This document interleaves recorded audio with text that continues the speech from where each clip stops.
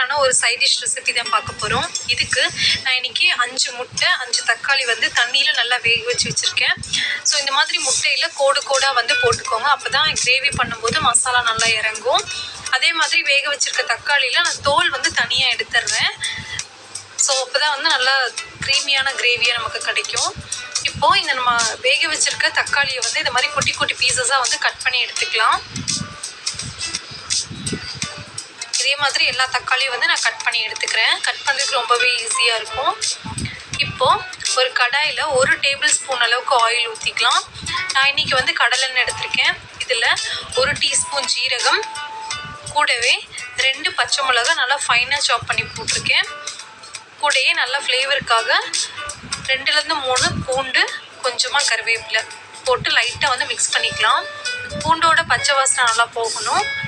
So இந்த ஸ்டேஜில் ஒரு பெரிய வெங்காயம் வந்து நல்லா ஃபைனாக சாப் பண்ணி வச்சுருக்கேன். அதையும் இது கூட சேர்த்து நல்லா மிக்ஸ் பண்ணிக்கலாம்.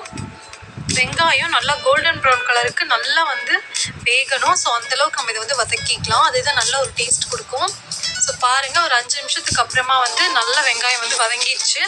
இந்த ஸ்டேஜில் நம்ம ஆல்ரெடி குக் பண்ணி கட் பண்ணி வச்சுருக்கோம் இல்லையா தக்காளி, அதை இது கூட ஆட் பண்ணிக்கோங்க. உங்களுக்கு வந்து புளிப்பு டேஸ்ட் அந்தளவுக்கு வேண்டாம்னு நினச்சிங்கன்னா தக்காளி வந்து கம்மி பண்ணிக்கலாம்.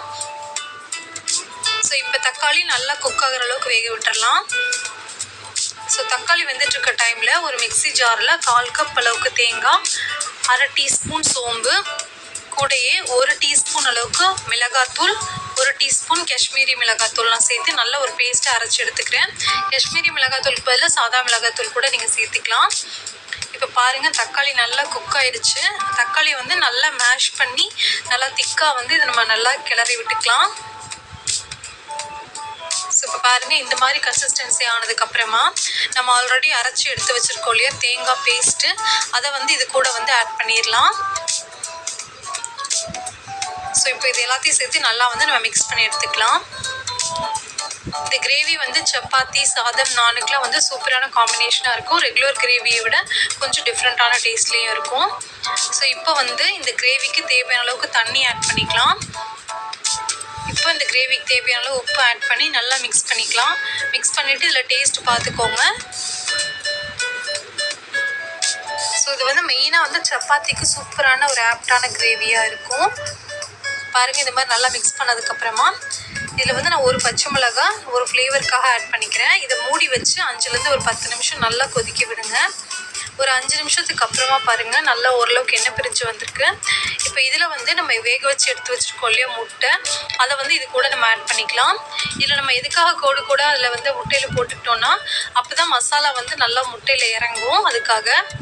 ஸோ இப்போ இதை லைட்டாக வந்து மிக்ஸ் பண்ணி விட்டுட்டு திரும்பியும் இதை மூடி வச்சு ஒரு 2லேருந்து 3 நிமிஷம் நல்லா வந்து கொதிக்க விட்டுடலாம்.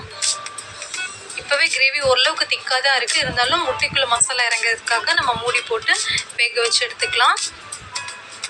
இப்போ பாருங்கள், ஒரு 3 நிமிஷத்துக்கு அப்புறமா நல்லா தலத்தலன்னு கொதிச்சு சூப்பராக குழம்பு வந்து ரெடி ஆயிடுச்சு. நல்லா திக்காகவும் இருக்குது. ஸோ நீங்கள் சாதத்துக்கு கூட ஆட் பண்ணிக்க போகிறீங்க அப்படின்னா கொஞ்சம் தண்ணியாக இருந்தாலும் பரவாயில்ல. சப்பாத்தி கூட இருக்கும்போது ஓரளவுக்கு இந்த திக்கான கன்சிஸ்டன்சியில் எடுத்துக்கோங்க. இது வந்து மூடி வச்சுருந்தாலும் அப்பப்போ எடுத்து கிளறி விட்டுட்டு அதுக்கப்புறமா மூடி வச்சு வேக வைங்க. ஸோ இது அப்படியே நம்ம வந்து சர்வ் பண்ணி எடுத்துக்கலாம். பைமோட் e-shopping app. For more details see the below the link. Description பாக்ஸில் நான் இந்த லிங்க் கொடுத்துருக்கேன். நீங்கள் இந்த பைமோட் ஆப்பை நீங்கள் டீட்டெயில்ஸ் பார்த்து தெரிஞ்சுக்கலாம், பொருளும் வாங்கிக்கலாம்.